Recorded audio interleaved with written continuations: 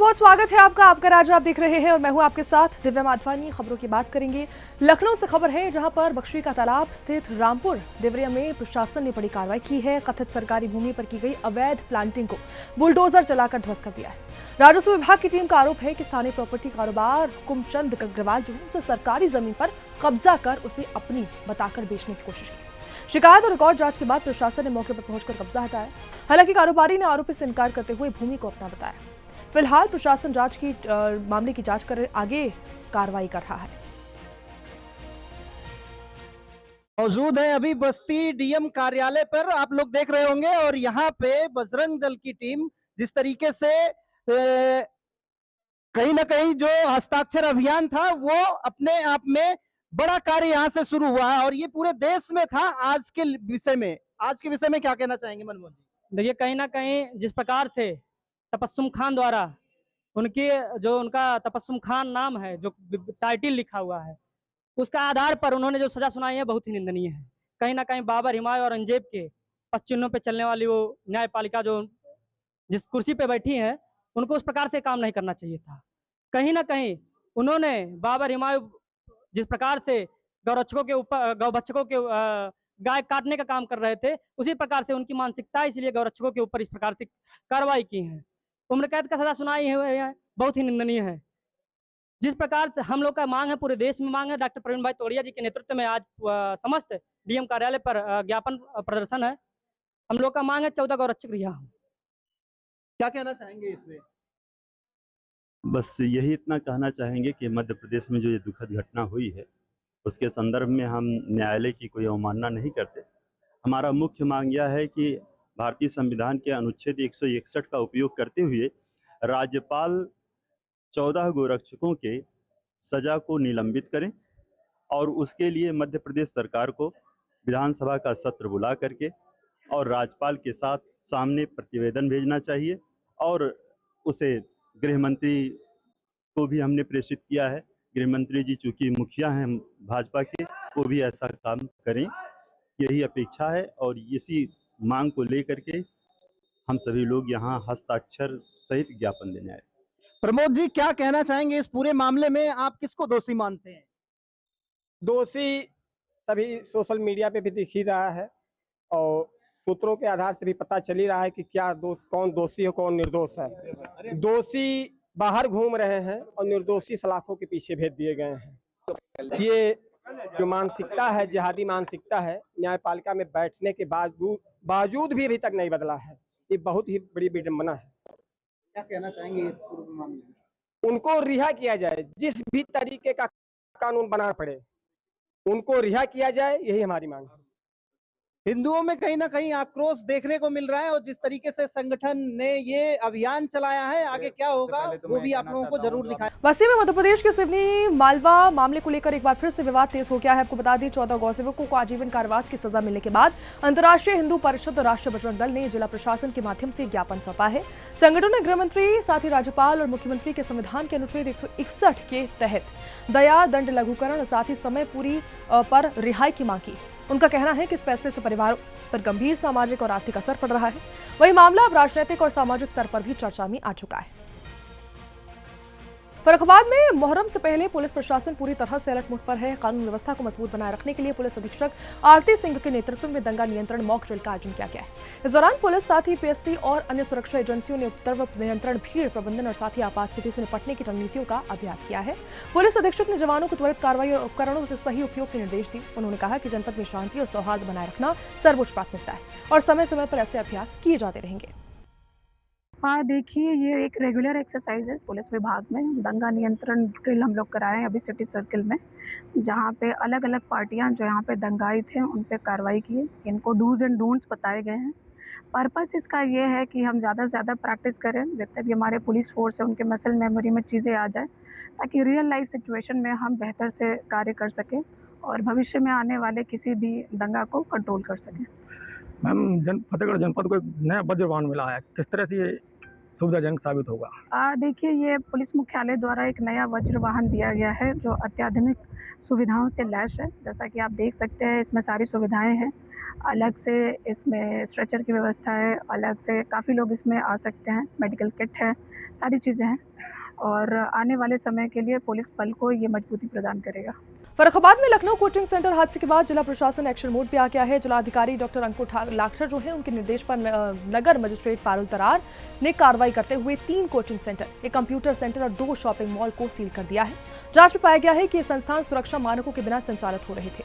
प्रशासन ने coaching centre, साथ ही नर्सिंग होम और अन्य जो व्यावसायिक प्रतिष्ठान है उनकी जांच के लिए 4 टीम गठित कर दी है। डीएम ने स्पष्ट किया कि नियमों की अनदेखी पर आगे की सख्त कार्रवाई जारी रहेगी।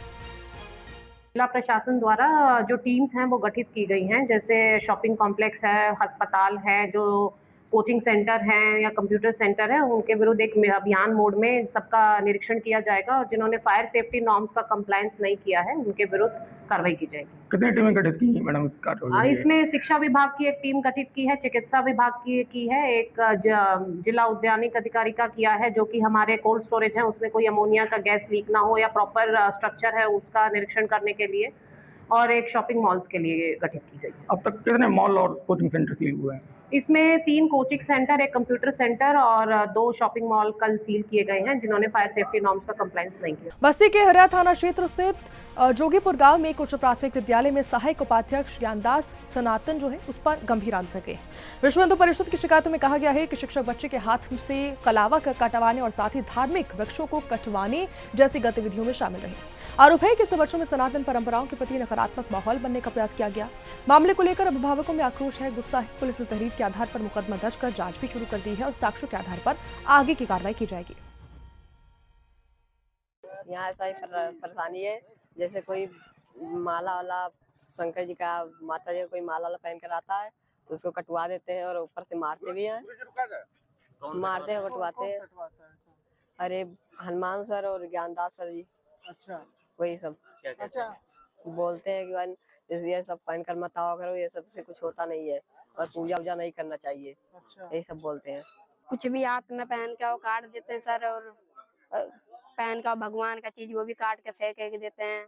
उसका कुछ ज्ञानदास और गुरु जी हैं, क्या कहते हैं उसका काट देते हैं और कुछ बोलो उसका मारते भी हैं, मारते हैं और कहता है कुछ किसी को बोलना नहीं। अच्छा, क्या आपका हाथ का कलावा काटते? हाँ, कलावा भी काटते हैं, जो माला पहन के आते हैं वो भी काट देते हैं, इसलिए अभी पहना भी नहीं हमने।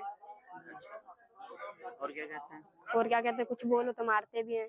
अच्छा, ऐसे कब से कर रहे हैं आप? तब से अभी मेरे हो गए 6-7 दिन जब से पढ़ा रहा हूँ। तो बच्चों से पूछा बच्चे स्कूल खुल गया कि नहीं, बच्चे ने कहा कि अभी स्कूल नहीं खुला।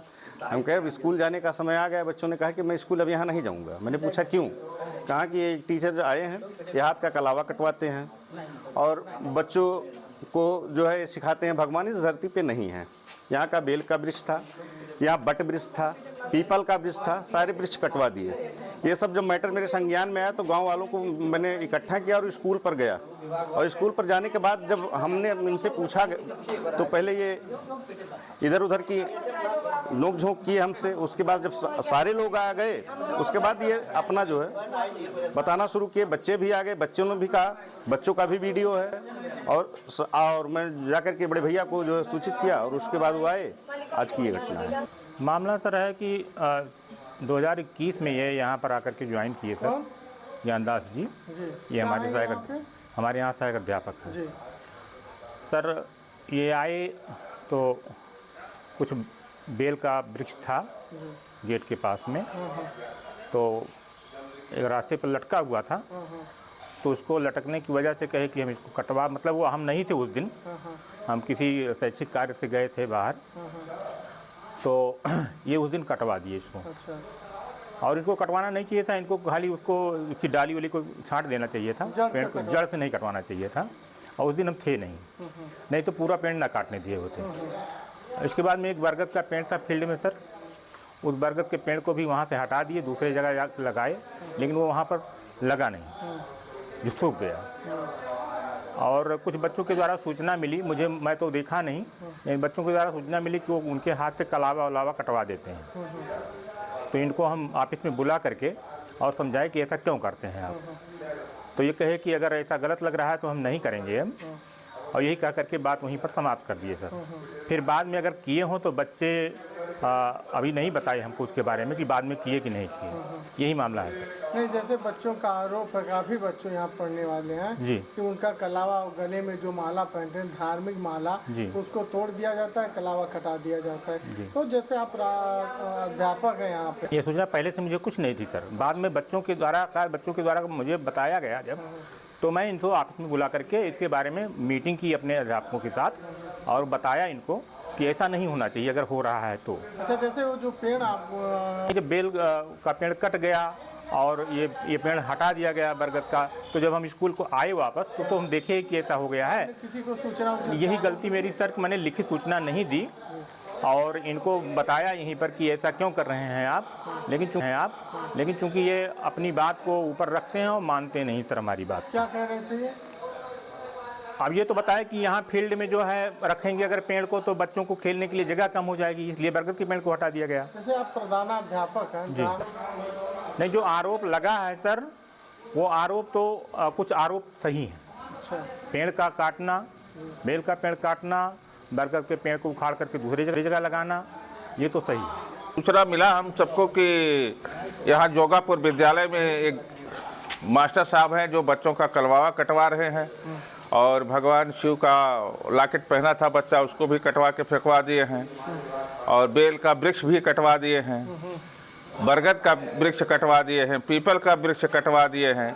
ये सब बातों को जब हम लोगों ने सुना तो इसकी समीक्षा करने, जानकारी करने के लिए आए तो विद्यालय पर बच्चों से जब पूछा तो सही ठहरा। अच्छा, बच्चों ने भी बताया कि हमारा कला कटा गया, ये जो है लॉकेट काटी गई, वृक्ष काटा गया, बरगद का, पीपल का, ये सब वृक्ष काटे गए। तो ऐसा हमको प्रतीत होता है कि ये हिंदुत्व के खिलाफ, ये हमारे जो हिंदू भाई हैं बेल के वृक्ष को पत्ते जो होते हैं उसको भगवान शिव पर अर्पित करते हैं, चढ़ाते हैं, इसलिए काटा गया। हमारे छत्तीसगढ़ देवता पीपल के वृक्ष पर रहते हैं, सब पीपल के वृक्ष का पूजा करते हैं, हम सब हिंदू हैं ना, उसको कटवा दिया गया। ये बहुत ही गलत काम किया गया है और हम चाहते हैं कि ऐसे जिहादी मानसिकता वाले इसे प्रधानाध्यापक को, प्रधानाध्यापक नहीं, सहायक अध्यापक है, ये क्या नाम है इनका, ज्ञानदास जी, और उन्होंने स्वीकार भी किया है कि हमने ऐसा काम करवाया है बच्चों से। अभी हमारे पास कुछ बच्चे आए, वो बता रहे थे कि ये 5 साल से, विगत 5 वर्षों से ये कार्यक्रम यहाँ चल रहा था और हम लोगों का भी, अब वो बच्चे यहाँ से निकल चुके हैं जो, वो भी बता रहे थे कि हमारा कलवावा कटाया गया था, हमारा लॉकेट काटा गया था और हम लोगों ने वृक्ष जो लगाया था बड़ा हुआ था उसको भी काट दिया गया है। और हम चाहते हैं कि ऐसे सहायक अध्यापक को, क्या आपने इसकी कोई लिखित सूचना पुलिस को दी? हाँ, लिखित सूचना अभी पुलिस को देने जा रहे हैं हम लोग। प्रशासन को बुलाया गया, पुलिस मास्टर साहब को लेकर के यहाँ से थाने गई है और बाकी अभी हम लोग जो है लिखित देने जा रहे हैं। थाना हरैया के जोगापुर के प्राथमिक विद्यालय से एक शिकायत प्राप्त हुई कि विद्यालय में पढ़ाने वाले टीचर ज्ञानदास द्वारा छात्रों के साथ धार्मिक आधार पर भेदभाव दुर्व्यवहार किया जा रहा है। आने वाले बच्चों से कलावा कटवाया जा रहा है, उनका टीका हटाया जा रहा है और अन्य धार्मिक चिन्हों को हटाने पर जोर दिया जा रहा है। इसके अतिरिक्त उनके द्वारा कुछ पवित्र पेड़ों को भी कटवाया गया था। इसका प्राप्त होते ही तत्काल थाना पुलिस की धारा मुकदमा पंजीकृत कर लिया गया। आगे की विधि कार्रवाई प्रस्तुत है। क्षेत्र में कानून व्यवस्था और शांति व्यवस्था की स्थिति सामान्य। बिजनौर में थाना कोतवाली शहर क्षेत्र के ग्राम बिगावाला में बच्चों के मामूली विवाद ने एक बड़ा रूप ले लिया है और छोटे भाई ने अपने ही बड़े भाई की हत्या कर दी। जानकारी के अनुसार सलीम और उसके छोटे भाई नदीम के परिवारों के बच्चों के बीच विवाद हुआ, जो विवाद बाद में दोनों भाइयों तक पहुंच गया। गुस्से में आकर आरोपी नदीम ने सब्बल से हमला कर दिया, जिससे सलीम की मौत हो गई। घटना के बाद आरोपी फरार हो गया है। पुलिस ने शव को पोस्टमार्टम के लिए भेजकर जांच शुरू कर दी है। आरोपी की तलाश जारी है। बच्चों में लड़ाई हो रही, बच्चों में हो गई थी ये बात। तो इस बात पे सो रहे थे सबके सब, तो भैया ने आके गोली मार दी उनको। अरे क्या इनमें कोई पुरानी रंजिश चल रही थी? काफ़ी समय से विवाद चला रहा? नहीं, वो बच्चों में रह गए थे बस, इनमें पहले से इतनी बड़ी कोई वो नहीं थी, बस बच्चों में आ गए। उसने 2-3 दफ़ा और पहले छोटा उनका भतीजा है उस पर भी पैर रखा गले पे 3-4 दिन पहले, और अब उनके बाप पर हमला कर दिया, हमला किया, बस मार ही दिया उसे। थाना कोतवाली शहर जनपद बिजनौर के ग्राम सभा बेगा वाले के रहने वाले मोहम्मद सलीम पुत्र मोहम्मद हनीफ उम्र लगभग 32 वर्ष के, उसके सगे भाई मोहम्मद नदीम के द्वारा बच्चों के विवाद के चलते सब्बल से मारकर हत्या कर दी गई है। इस सूचना पे तत्काल फोरेंसिक टीम, थाना प्रभारी एवं क्षेत्राधिकारी के साथ घटनास्थल का निरीक्षण किया गया है। परिजनों द्वारा दी जाने वाली तहरीरी सूचना के आधार पर सुसंगत धाराओं में अभियोग पंजीकृत किया जाएगा। मृतक के संबंध में नियमानुसार पंचायतनामा पोस्टमार्टम की कार्रवाई कराई जा रही है। संबंधित अभियुक्त की गिरफ्तारी के लिए पुलिस टीम लगाई गई है। जल्द ही उसे गिरफ्तार करके न्यायिक अभिरक्षा में जेल भेजा जाएगा। मौके पर शांति व्यवस्था संबंधित कोई भी समस्या नहीं है। चंदौली में पुलिस ने अंतर्राष्ट्रीय शराब तस्करी के बड़े नेटवर्क का भंडाफोड़ किया। आपको बता दें, मुगल सराय थाना और साथ ही स्वाट टीम की संयुक्त कार्रवाई में एक ट्रक में 925 पेटी अवैध अंग्रेजी शराब बरामद की गई है, जिसकी कीमत की बात करें तो 2.31 करोड़ रुपए कीमत है। शराब को आलू की बोरियों के बीच छिपाकर पंजाब से बिहार ले जाया जा रहा था। पुलिस ने ट्रक चालक मोहम्मद जबीर को गिरफ्तार भी कर लिया है। बरामद शराब की कुल मात्रा 8,222 लीटर से ज्यादा है। पुलिस मामले में आबकारी अधिनियम के तहत आगे की कार्रवाई कर रही है।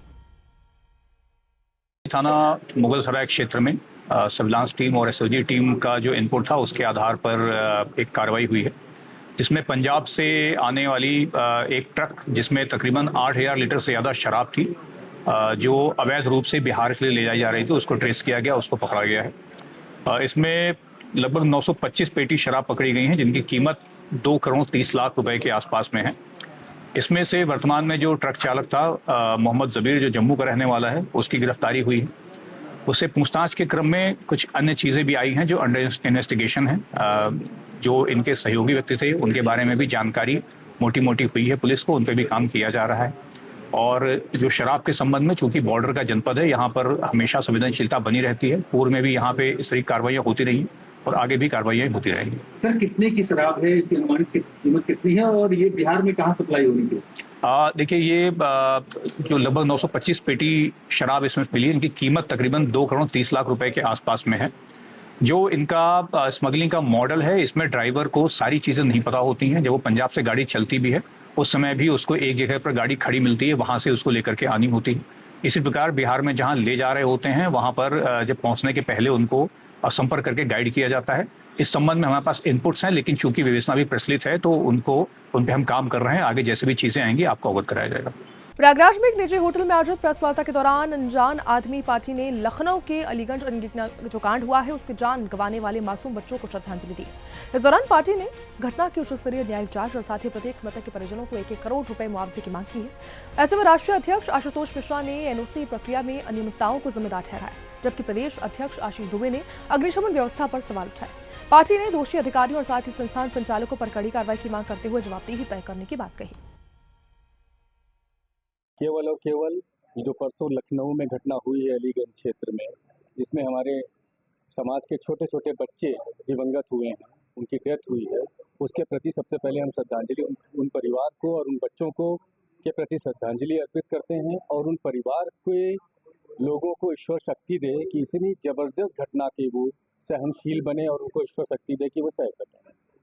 उसके बाद हम लोग अपने आज, हालांकि यह विषय राजनीतिक नहीं है, ना होना चाहिए, ना इसमें राजनीति करनी चाहिए, लेकिन ये माध्यम है कि समाज में आगे ऐसी घटनाएं ना हो।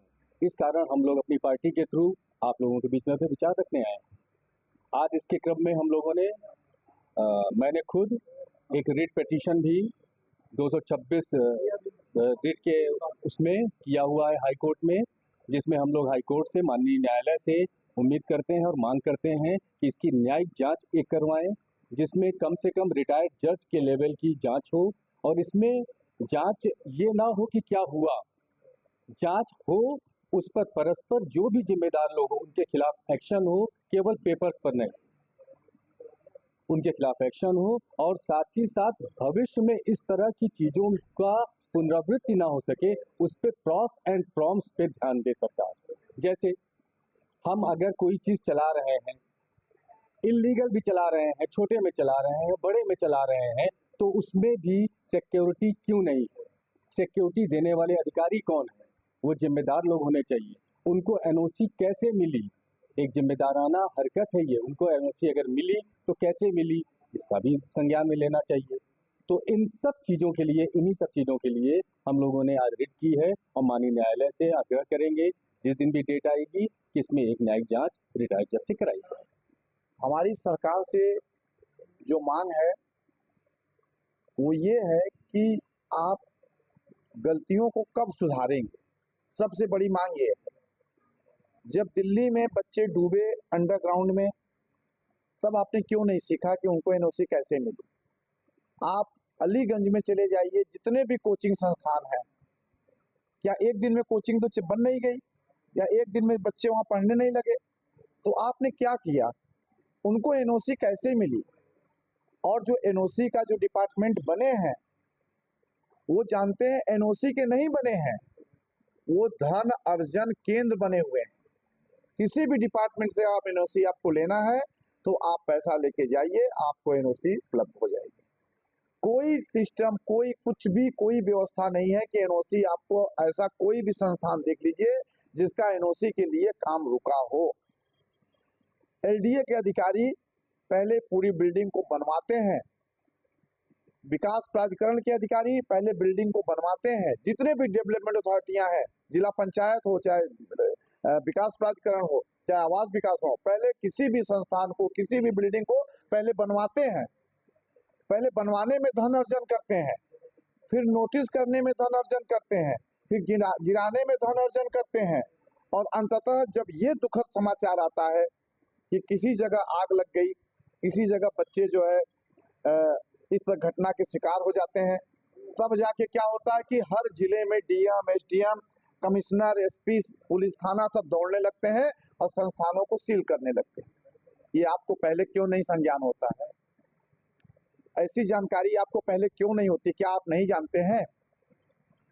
हाँ, ये दर्द आपको इसलिए नहीं होता है क्योंकि आपके बच्चे, आपके परिवार, आपके घर के लोग या आपके नात रिश्तेदार के लोग नहीं होते हैं।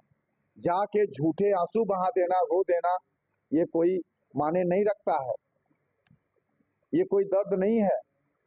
बड़े बड़े नेता आज उस घटना में आ रहे हैं, क्या उन घटना में आने से उस परिवार, उस माँ बाप जो कि बच्चे रो रहे थे, बिलख रहे थे कि पापा बचा लो, भैया बचा लो, क्या उनके घाव भर जाएंगे? कल्पना करिए उस दृश्य को। हम आप एक छोटी सी चाय की बूंद भी कहीं गिर जाती है या मोमबत्ती का कुछ भी, कितना जलन, कितना तर्पण होता है। वो बच्चे जल रहे होंगे, कल्पना करिए क्या दृश्य रहा होगा, कितनी उनकी आत्मा तड़पी होगी। इन्हें नहीं कोई फर्क पड़ेगा, कभी फर्क नहीं पड़ेगा। हमको आपको स्वयं सुधरना होगा। अपने बच्चों के एडमिशन को लेके मत पढ़ाइए। आज वो बच्चे जो कोचिंग गए होंगे, लौट के नहीं आए होंगे, उनके माँ बाप ये मना रहे होंगे कि काश मैं अपने बच्चे के लिए सपना ना देखा होता, मैं अपने बच्चे को डॉक्टर, इंजीनियर, कलेक्टर, डीएम नहीं बनाने का सोचा होता, तो आज मेरा बच्चा चाहे पंचूरन की दुकान रख लेता, खेती कर लेता, कम से कम मेरे सामने तो रहता। और मृत्यु भी हुई तो ऐसी कि जो कि तड़प तड़प के एकदम खत्म हो गया बेचारा। ये कल्पना सोचने से ही पूरे रोंगटे खड़े हो जाते हैं। लेकिन सरकार कोई कुछ जरा सा भी नहीं सोचेगी, कोई सरकार नहीं सोचेगी। सोचना हमको, आपको पड़ेगा। मैं डॉक्टर आशुतोष मिश्रा, अनजान आदमी पार्टी का मैं राष्ट्रीय अध्यक्ष हूँ, और ये पीड़ा के घड़ी में हम लोगों का कोई राजनीतिक वो नहीं है। हाँ, हम लोग इस पे एक जांच की मांग कर रहे हैं, और हमारा जो अदिति लॉ एसोसिएट्स फर्म है, इसके माध्यम से हम लोग स्वयं इस घटना की पूरी जांच करेंगे। जांच करने का मतलब है पूरे तथ्य निकालेंगे और वृद्ध साक्ष्य के साथ निकालेंगे, और वो साक्ष्य के साथ वो पूरी रिपोर्ट प्रस्तुत की जाएगी, राष्ट्रपति को प्रस्तुत की जाएगी, प्रधानमंत्री जी को की जाएगी, माननीय मुख्यमंत्री, सबको किया जाएगा। देखें फिर क्या एक्शन लेते हैं। और कानपुर नगर निगम की राजनीति में उस समय भारी हलचल देखने को मिली जब भाजपा पार्षदों की बैठक के दौरान अंदरूनी खींचतान खुलकर सामने आई है। आपको बता दें, वरिष्ठ पार्षद नवीन पंडित जो है, 6 पार्षदों पर संगठन विरोधी गतिविधियां, पार्टी और महापौर की छवि खराब करने और अनुशासनहीनता के गंभीर आरोप लगाए। उन्होंने रंगदारी और अवैध वसूली जैसे आरोप भी लगाए हैं, साथ ही निष्कासन की मांग की। बैठक में कुछ पार्षदों ने सामूहिक इस्तीफे की मांग की चेतावनी दी। इस घटनाक्रम ने नगर निगम और साथ ही भाजपा संगठन की राजनीति में तनाव और चर्चाओं का दौर तेज कर दिया है। देखिए, आज भाजपा पार्षद दल की ओर से प्रेस वार्ता करनी पड़ी है। प्रेस वार्ता में सारा विषय हमारे नवीन भाई ने रख दिया। एक प्रश्न आपकी तरफ से आया था कि ये पार्षद ये कह रहे हैं कि महापौर भ्रष्ट हैं, ये है वो है, दुनिया भर के आरोप लगा रहे हैं। आप देखिए लगातार सोशल मीडिया पर और विभिन्न माध्यमों से ये लोग महापौर उनके परिवार के ऊपर विभिन्न प्रकार के अनर्गल बेबुनियाद आरोप लगाए जा रहे हैं और जिन आरोपों की न कोई सत्यता है और न किसी प्रकार का उनके पास तथ्य है न सबूत है। और आप देखिए महापौर जी का संयम, इतने दिनों में महापौर जी या उनके परिवार का एक भी बयान आप इस संबंध में, इन पार्षदों के संबंध में आपने अगर सुना हो तो आप बताइए। तो ये साबित करता है कि ये कहीं से गाइडेड हैं, प्रायोजित हैं। महापौर जी और उनके परिवार को बदनाम करने के लिए, भारतीय जनता पार्टी को कानपुर में कमजोर करने के लिए अनर्गल तथ्यहीन आरोप लगाकर उनके परिवार को बदनाम करने की साजिश है, जिसको हम सब पार्षद पूरे तरीके से खंडन करते हैं। और हम सब की एकजुटता ये प्रदर्शित करती है कि हम सब महापौर जी के समर्थन पे हैं और महापौर जी पर जो ये आरोप लगा रहे हैं वो पूरे तरीके से झूठे और तथ्यहीन है। उनके परिवार का कोई भी संलिप्तता इस प्रकार की घटनाओं में नहीं है जो वो आरोप तथ्यहीन लगाते जा रहे हैं। और जैसा कि हमारे नेताजी ने बताया कि ये पार्षद कितने दूध के धुले हैं, ये सब भी सबूतों के साथ उन्होंने बात रखी है। तो हम सब लोगों का यही है कि हम सब लोगों की पार्षदों की सामूहिक बदनामी हो रही है। अब संगठन को जागना पड़ेगा और कुछ न कुछ इस विषय पे ठोस निर्णय लेना पड़ेगा इन पार्षदों के खिलाफ जो लगातार हमारी माननीय महापौर जिनको शहर की जनता ने चुना है उनकी, उनके परिवार की जो बदनामी कर रहे हैं, पार्टी और संगठन की बदनामी कर रहे हैं। और अगर ऐसा संगठन नहीं करता, निश्चित तौर पर आगे आने वाले चुनाव में इसका खामियाजा संगठन के माध्यम से हमारी पार्टी को उठाना पड़ेगा। हमने पत्रकार वार्ता करी है, न धरना करा है, न प्रदर्शन करा है। हम भारतीय जनता पार्टी के अनुशासित कार्यकर्ता हैं। हम केवल एक बात ये कहना चाह रहे हैं, हम एक बात कहना चाह रहे हैं कि पवन गुप्ता, अंकित मौर्य, ये दो लोग इन्होंने सदन में शुरुआत से लेकर आखिरी तक बवाल किया है। 75 पार्षद हम शांत रहे हैं, हमने आज तक कभी कोई विवाद नहीं किया है। और ये 75 पार्षद आज ये कहने आए हैं कि जो जिनके ऊपर मुकदमा है, जिनके ऊपर आपराधिक मुकदमे हैं, वो आज भारतीय जनता पार्टी पर दोष रोपित कर रहे हैं। आज कानपुर महानगर में भारतीय जनता पार्टी ने विकास कार्य कोई छोड़ा नहीं है। आज सारा संपूर्ण विकास हमने कर दिया कानपुर में। और आप सोशल मीडिया के नाम पर हमको बदनाम करने का काम कर रहे हैं। आप अपने साक्ष्य दिखाइए, मेरे पास साक्ष्य हैं। आपके ऊपर अगर 302 का मुकदमा है तो मेरे पास साक्ष्य है। आपके ऊपर अगर 6 मुकदमे कायम है तो मेरे पास साक्ष्य है। लेकिन अब ये नहीं होगा। 75 पार्षद एक तरफ हैं, 6 पार्षद एक तरफ हैं। अब आर पार की लड़ाई होगी। अब आप हमारे माननीय मुख्यमंत्री जी के पास जाते हैं, रक्षा मंत्री के पास जाते हैं, जिनका केवल कोई कानपुर की राजनीति से कोई लेना देना नहीं है। आप कानपुर के संगठन को बताइए, आप प्रभारी मंत्री जी को बताते हैं। प्रभारी मंत्री जी के सामने 75 पार्षदों ने अपनी बात को रखा था। उन्होंने इनको मना किया कि आप सोशल मीडिया में नहीं जाएंगे, आप नहीं जाएंगे। उसके बाद आप निरंतर लगे रहे। उसके बाद आज हम हार कर आज हम सारे पार्षद आपके समक्ष पेश हुए हैं। 3 साल में आप लोग खुद बताइए कि हम आपके सामने कब आए हैं। आज मुझे पहली बार आप सबके सामने आना पड़ा अपनी भारतीय जनता पार्टी की छवि को बचाने के लिए, अपने संगठन के काम को बचाने के लिए आज हमें सड़कों पर निकलना पड़ा है। 42 पार्षद इस वक्त हैं, अभी 20 में बढ़ गए हैं, 42 पार्षद आ गए हैं। और ये बहुत बड़ी बात है कि हमारे साथ 42 पार्षद इस मौके पे हैं। आज हमारी सांगा जी की माता जी का निधन हो गया है, उसमें कुछ पार्षद वहाँ गए हुए हैं, कुछ पार्षद आउट ऑफ स्टेशन है। Ghanshyam Gupta out of station है, गुजरात गए हुए हैं, कई पार्षद बीमार हैं। और बाकी हमारा सबका समर्थन प्राप्त है। आप जब कहेंगे तो मैं 75 पार्षदों की परेड करा दूंगा। क्या करेंगे आप संगठन को? क्या संगठन हमारा माई बाप है, संगठन को अपनी बात को रखेंगे, उनको बताएंगे कि साहब ये गलत कर रहे हैं, ये या तो हमको निकालिए या इनको निकालिए। आप लोग इस्तीफा देने के लिए बिल्कुल दे सकते हैं। कानपुर नगर के स्वरूप नगर थाना क्षेत्र में पुलिस ने 60 लाख की बड़ी चोरी का खुलासा किया है। 2 अभियुक्तों को गिरफ्तार कर लिया है और एक बाल उपचारी को संरक्षण में ले लिया है। आपको बता दें मामला जो है इसमें आभूषण, नकदी और मोबाइल फोन समेत कीमती सामान इसमें बरामद किया गया है। जांच में सामने आया कि घरेलू हेल्पर के रूप में काम करने वाली रेनू गौतम ने अपने साथियों के साथ मिलकर पूर्व नियोजित तरीके से चोरी को अंजाम दिया। सीसीटीवी और सर्विलांस की मदद से पुलिस ने आरोपी को रावतपुर क्षेत्र में गिरफ्तार किया। अब पुलिस पूरे मामले की जांच कर रही है। देखिए, दिनांक 18/6/2026 को विकास शुक्ला नाम के एक व्यापारी हैं, उन्होंने थाना स्वरूप नगर को सूचना दी थी कि उनके घर से करीब 60 लाख रुपए के जेवर चोरी हो गए हैं। प्रथम दृष्टया उन्होंने कुछ अपने नौकरानियों को संदिग्ध बताया है। इस सूचना के आधार पर तत्काल हमारी सर्विलांस की टीम तथा थाना स्वरूप नगर की टीम सक्रिय हुई। हम लोगों ने लगातार प्रयास किया क्योंकि चोरी बड़ी थी और तत्काल अगर गिरफ्तारी नहीं होती तो इसमें माल के खुर्द-बुर्द होने की आशंका थी। इसलिए तमाम टेक्निकल एविडेंसेस संकलित किए हैं। संकलित करने पर 2 अभियुक्तों का लोकेशन हम लोगों को माउंट आबू में मिला और उसके बाद वो लगातार मूव कर रहे थे। हमारी टीम लगातार पीछे लगी हुई थी। पीछे लगे आज उनके 2 अभियुक्तों की गिरफ्तारी की गई है।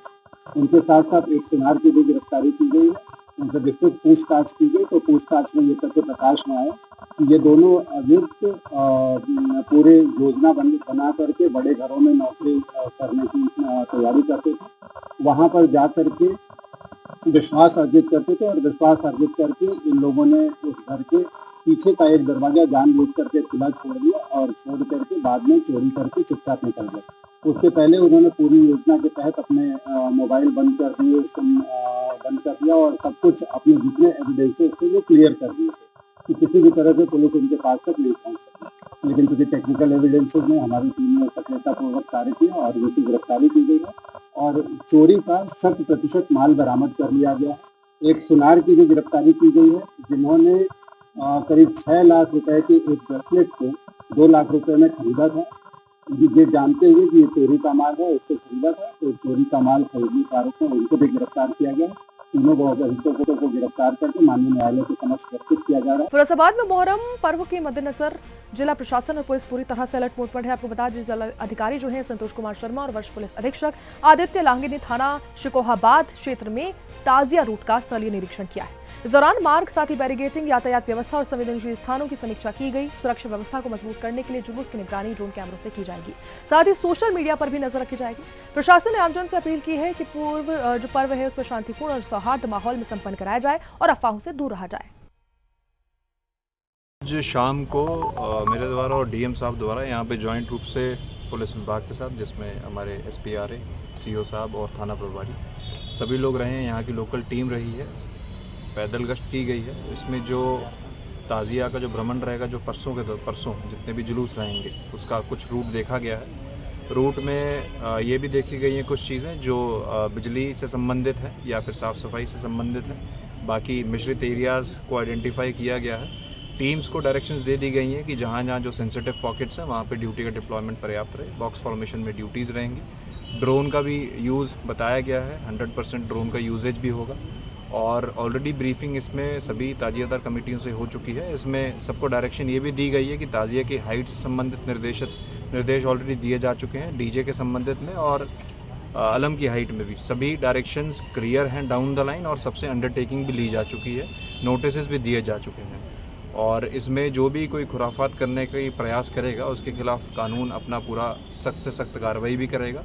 डायरेक्शंस के अनुपालन में जितने भी जो डायरेक्शंस हैं उसी के क्रम में ही सभी लोग जुलूस का हिस्सा बने और जो भी एंटी सोशल एलिमेंट्स हैं उनको भी हम लोगों ने चिन्हित ऑलरेडी कर लिया है। उन पे जो 126, 135 की जो कार्रवाई है वो भी हम लोग करवा रहे हैं और सोशल मीडिया के थ्रू मॉनिटरिंग भी कर रहे हैं और यही इसको पीसफुली इंश्योर कराने के लिए हम लोग आज यहाँ पे पेट्रोलिंग हमारे द्वारा की गई। फिरोजाबाद के थाना खैरगढ़ क्षेत्र में पुलिस और झपट्टा मार गिरोह के बीच मुठभेड़ में एक अभियुक्त घायल हो गया है। आपको बता दें जानकारी की माने तो 23 जून 2026 को मोटरसाइकिल सवार बदमाशों ने महिला से कान का टॉप झपट लिया, जिसके बाद पुलिस ने 3 विशेष टीमों का गठन कर दिया, जांच शुरू कर दी। चेकिंग के दौरान संदिग्धों को रोकने पर उन्होंने पुलिस पर फायरिंग कर दी।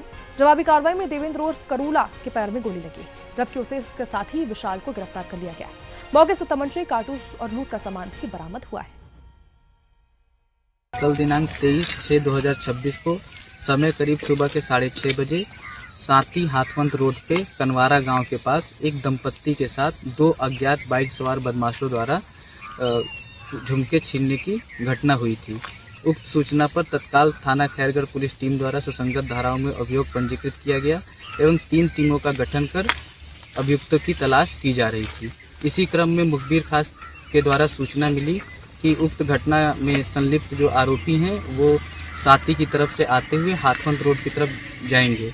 इस पे यकीन करते हुए थाना खैरगढ़ पुलिस टीम द्वारा साती हाथवंत रोड पे सघन चेकिंग का अभियान चलाया गया, जिस दौरान 2 अज्ञात व्यक्ति बाइक पर आते हुए दिखाई दिए। उनको रुकने का इशारा किया गया। उन्होंने अपनी गाड़ी को साकिनी मोड़ की तरफ मोड़ लिया, जिससे गाड़ी फिसल के गिर गई। उसमें से एक अभियुक्त द्वारा पुलिस पार्टी पर जान से मारने की नीयत से फायर किया गया। जवाबी कार्रवाई में पुलिस के द्वारा कार्रवाई की गई, जिसमें अभियुक्त के पैर में गोली लगी है। अभियुक्त को पुलिस अभिरक्षा में इलाज हेतु भिजवा दिया गया है। साथ ही पूछताछ में अभियुक्त ने अपना नाम देवेंद्र उर्फ करुआ पुत्र बबलू बताया है। इसका जो साथी मौके का फायदा उठा के भागने का प्रयास कर रहा था। और अमेठी की बात करेंगे, जहां नशा मुक्त अभियान के तहत मोहनगंज पुलिस को बड़ी सफलता हाथ लगी है। पुलिस ने 65 ग्राम स्मैक के साथ एक शातिर अपराधी राहुल सिंह को गिरफ्तार कर लिया है। आरोपी की उम्र 24 वर्ष बताई जा रही है और इस पर हत्या के प्रयास, लूट, चोरी और गैंगस्टर एक्ट समेत कई गंभीर मामले दर्ज है। क्षेत्राधिकारी तुलोई के नेतृत्व में पुलिस टीम संदिग्ध व्यक्तियों की चेकिंग कर रही थी, तभी ये गिरफ्तारी हुई। आरोपी के खिलाफ एनडीपीएस एक्ट में मुकदमा दर्ज कर आगे की कार्रवाई की जा रही है। और बिहार की बात कर लेंगे, दरभंगा जिले के सिनुवारा गांव में उस समय सनसनी फैल गई जब 4 नाबालिग बच्चों के पैरों में लोहे की जंजीर और ताला लगा दिया गया। ग्रामीणों ने बच्चों को भटकते हुए देखकर तुरंत पुलिस और चाइल्ड हेल्पलाइन नंबर पर कॉल किया। पुलिस ने सभी बच्चों को सुरक्षित कर बाल कल्याण समिति जो है उसके निर्देश पर बाल गृह भेज दिया गया है। बच्चों ने मदरसा संचालन पर मारपीट और बंधक बनाने के आरोप लगाए हैं। पुलिस ने मामला में दर्ज कर लिया है मामला, जांच शुरू कर दी। इस घटना ने पूरे इलाके में आक्रोश और चिंता को बढ़ा दिया है। हम लोग मस्जिद में थे, मस्जिद से निकले तब एक मौलाना मिले थे। तो वो मौलाना कहें जो यहाँ रहते हैं कि बच्चा चारों भाग चुका था। ये चौर जो है कहलाता है रोजा थान, उस चौर में उसको पकड़ा गया, वहाँ से पकड़ के लाया गया, यहाँ रखा गया। कब लाया गया? ये जो हुआ है मतलब जुमा का दिन, जुमा से तो भागे हैं, उससे 2 रोज पहले भाग गए थे। तो उसको लाके यहाँ रखा गया। उसके बाद उसके गार्जियन को फोन हुआ, हम लोग बोले कि भाई फोन कीजिए। तो वो कहा उसका गार्जियन कि ठीक है हम आएंगे। उसके बाद फिर मालूम हुआ कि वो आने में देर लगा दिए। बाद में मतलब कहा कि आप उसको बांध के रखिए, हम आ रहे हैं। गार्जियन बोले बांध के रखिए। उनके दादा के जरिए से मुझे यहाँ खुद वो थाना में झूठा आरोप लगा रहे हैं बच्चे पे। मैं जो झूठा नहीं, उनके दादा के बकौल मैं जो है बतला रहा हूँ। ऐसे खैनी वगैरह का नशा तो मैं खुद भी पकड़ा हूँ कई मरतबा। बाकी अदर नशा के बारे में उनके दादा ही जानकारी दिया है और ऐसी कोई बात नहीं। लेकिन आज तक कोई ऐसा जो है यहाँ पर कोई ऐसा हादसा पेश न आया जो है। लेकिन ये बच्चे लोगों ने के जरिए से जो है जो गलत न्यूज़ जो है लोगों के दरमियान जो गया है, जो बिल्कुल बयान दिया वो सही नहीं है। क्योंकि बच्चे बार बार जो है कि भाग रहे थे और जो है कि हम लोग कितना पकड़ते ये देख रहे हैं। जबकि रात का समय होता है और ऊंची दीवार सब है, बच्चा उधर से फांद करके भागता है। रात में कोई ऐसा हादसा हो जाए उनके साथ तो जिम्मेदारी तो फिर जो हम लोगों के ऊपर ही पड़ेगी। क्या नाम हुआ आपका? मेरा नाम हुआ मौलाना अब्दुल कादिर जी। तो आपने बच्चे के पैर में उनको बांधा था? मैं बच्चे के गार्जियन को जो है खबर किया। आपने बांधा था? मैं पहले उनके गार्जियन को खबर किया कि जो है आपका बच्चा बार बार भाग रहा है, कोई हादसा का शिकार होगा तो उसके जिम्मेदार हम नहीं हैं। तो गार्जियन का कहना हुआ कि मौलाना आप बांध करके रखिए, मैं आता हूं तो लेकर के जाऊंगा। वो जुमा का दिन था तो हम लोग जो है नहा धो करके जो है जुमा पढ़ने के लिए चले गए। इधर से ये बच्चे लोग जो है फरार हो गए और ऐसी जगह पर गए कि जो गलत मैसेज चला गया। और बेतिया की बात करेंगे, आगामी मुहर्रम पर्व को लेकर जिला प्रशासन और पुलिस प्रशासन ने संयुक्त रूप से फ्लैग मार्च निकाला है। फ्लैग मार्च का नेतृत्व जिला पदाधिकारी तरनजोत सिंह और साथ ही वरीय पुलिस अधीक्षक कुमार गौतम ने किया है। ये मार्च शहर के प्रमुख मार्गों और संवेदनशील इलाकों से होकर गुजरा है, जहां लोगों से शांति, सौहार्द और भाईचारा बनाए रखने की अपील की गई। अधिकारियों ने स्पष्ट किया कि उपद्रवियों पर कड़ी नजर रखी जाएगी और किसी भी स्थिति में कानून व्यवस्था से समझौता नहीं होगा। प्रशासन ने आमजन से अफवाहों पर ध्यान न देने की भी अपील की है और सहयोग के लिए कहा है। पुलिस ने सुरक्षा के सारे प्रबंध कर लिए हैं। जो भी असामाजिक तत्व हैं उनको सख्त चेतावनी है कि वो गलत कार्य ना करें। उन पे हमारी बहुत ही पैनी नज़र है और सोशल मीडिया पे भी प्रशासन का बहुत ही ध्यान है और हम यदि कुछ ऐसी चीज़ें घटेंगी तो हम लोग सख्त कार्रवाई करेंगे। और जैसे डिटेल में डीएम साहब ने आप लोगों को बता दिया कि डीजे को लेकर के और अदर चीज़ को लेकर के हम लोगों ने शांति समिति की मीटिंग में बता दिया है और पुलिस को भी निर्देश नीचे तक पहुंचा दिया गया है। उम्मीद करते हैं सब चीज़ शांतिपूर्वक हो जाएगा और आप लोगों को का भी सहयोग मिलेगा। आप लोगों से भी आग्रह है कि लोगों के बीच में ये संदेश पहुंचाएं कि कोई अफवाह ना फैलाएं और यदि कोई सूचना आती है तो पुलिस प्रशासन को तुरंत ही खबर करें। बहुत बहुत आज पश्चिम चंपारण जिला में सभी जगह पर शांतिपूर्ण और सौहार्दपूर्ण वातावरण में मुहर्रम पर्व के लिए सभी प्रशासनिक तैयारियों की समीक्षा की गई है। शांति समिति की बैठक एसपी साहब और मेरे द्वारा की गई है और फ्लैग मार्च केआर स्कूल होते हुए इमली चौक होते हुए शहर के विभिन्न क्षेत्रों में फ्लैग मार्च निकाला जा रहा है। सभी जगह पर प्रशासनिक तैयारियां पूर्ण कर ली गई हैं। फोर्स मजिस्ट्रेट का डेपुटेशन किया जा रहा है और शांति समिति के और सदस्यों से और आयोजकों के साथ भी बैठकें की गई हैं थाना स्तर पर, और सभी लोगों को स्पष्ट निर्देश दिए गए हैं, जिसमें डीजे पूर्णतः बैन रहेगा मुहर्रम के दौरान। और शहरी क्षेत्र में जैसा होते आया है कि प्रोसेशन नहीं निकलेगा, तो इस बार भी उसका अनुपालन किया जाएगा। और ग्रामीण क्षेत्र में जहां पर प्रोसेशन निकलेगा तो बिना लाइसेंस लिए हुए नहीं निकलेगा, 100% लाइसेंसी जुलूसी निकलेगा। तो इन सब बिंदु पर शांति समिति की बैठक में भी चर्चा की गई है और आज फ्लैग मार्च निकालकर विभिन्न एरिया का हम लोग निरीक्षण कर रहे हैं और सभी तैयारियों का हम लोग समीक्षा कर रहे हैं। और ऐसे में चनपतिया के लोहरिया छवरिया गांव स्थित नहर में दर्दनाक मामले में बड़ा मोड़ आ चुका है। पुलिस जांच में खुलासा हुआ है कि 3 मासूम बच्चों को नहर में फेंकने की घटना में पिता नहीं बल्कि मां भी शामिल थी। ऐसे में पारिवारिक कलह से परेशान होकर महिला ने आत्महत्या की नीयत से कदम उठाने की बात कही, स्वीकार कही है, जिसने बच्चों को मौत के घाट उतार दिया। पुलिस ने बताया है कि पूछताछ में महिला ने अपना अपराध स्वीकार कर लिया है और उसे गिरफ्तार कर न्यायिक हिरासत में भेज दिया गया है और मामले की अभी जांच जारी। बेतिया की बात करेंगे, जहां ठप्पा बेतिया मुख्य मार्ग पर न्यायिक टोला गांव के पास भीषण सड़क हादसे में 4 लोगों की दर्दनाक मौत हुई है, जबकि 4 अन्य गंभीर रूप से घायल बताए जा रहे हैं। मोतिहारी से बेतिया जा रही सवारियों में भरी टेम्पो जो है उससे तेज रफ्तार पिकअप वैन ने जोरदार टक्कर मारी, जिससे 2 हिंडो वाहन पलट गए। हादसे के बाद मौके पर अफरा तफरी का माहौल हो गया, यातायात बाधित हो गया। घायलों को जीएमसीएच बेतिया रेफर कर दिया गया। वहीं पुलिस ने शवों को कब्जे में लेकर पोस्टमार्टम के लिए भेजा है और मामले की जांच शुरू कर दी गई। बोकारो जिले में मादक पदार्थों के खिलाफ चल रहे जागरूकता अभियान का भव्य समापन विशाल रैली के साथ हुआ है। आपको बता दें, रैली की अगुवाई उपायुक्त अजयनाथ झा ने की है, जिसमें प्रशासनिक अधिकारी, विद्यार्थी, सामाजिक संगठन और आम नागरिक बड़ी संख्या में शामिल नजर आए। इस दौरान युवाओं को नशे के दुष्प्रभावों से अवगत कराते हुए नशा मुक्त समाज बनाने का संदेश दिया गया। उपायुक्त ने कहा कि नशे की रोकथाम समाज और प्रशासन की साझा जिम्मेदारी है। वहीं पुलिस अधीक्षक ने अवैध तस्करी पर सख्त कार्रवाई की, जन सहयोग की भी अपील की। और बेलागावी के पास डालको कारखाने में काम करने वाले कर्मचारी शंकर तलवार की संदिग्ध परिस्थिति में मौत के बाद इलाके में तनाव फैल चुका है। मृतक मृत्यांटी गांव का निवासी था और पिछले 6 सालों से कंपनी में काम कर रहा था। बताया भी जा रहा है कि आत्महत्या से पहले उन्होंने व्हाट्सएप संदेश में रोजगार और साथ ही कॉन्ट्रैक्ट आवंटन को लेकर अपनी हताशा व्यक्त की थी, परिवार से माफी भी मांगी थी। घटना के बाद से पुलिस आयुक्त सहित वरिष्ठ अधिकारी जो है वो मौके पर पहुंचे। इलाके में भारी पुलिस बल तैनात किया गया। पुलिस अब मामले की जांच में जुटी हुई है। और अमेठी के निहालगढ़ स्टेशन के पास बड़ा हादसा टला है। आपको बता दें, नशे की हालत में एक युवक रेलवे ट्रैक पर सोता हुआ मिला है। ऐसे में महाबना एक्सप्रेस के लोको पायलट ने ट्रक पर युवक को देखकर तुरंत स्टेशन मास्टर और साथ ही आरपीएफ को सूचना दी। सूचना पर पुलिस टीम ने युवक को सुरक्षित ट्रैक से हटाकर उसकी जान बचाई। बताया भी जा रहा है कई ट्रेनें उस मार्ग से गुजर चुकी थी, लेकिन कोई हादसा नहीं हुआ। आरपीएफ ने युवक की पहचान मिथुन के रूप में की और आवश्यक कार्रवाई की गई है। तो फिलहाल के लिए आपका राज्य में इतना ही और देश और दुनिया की तमाम खबरों के लिए लगातार देखते रहिए सुदर्शन न्यूज। नमस्कार।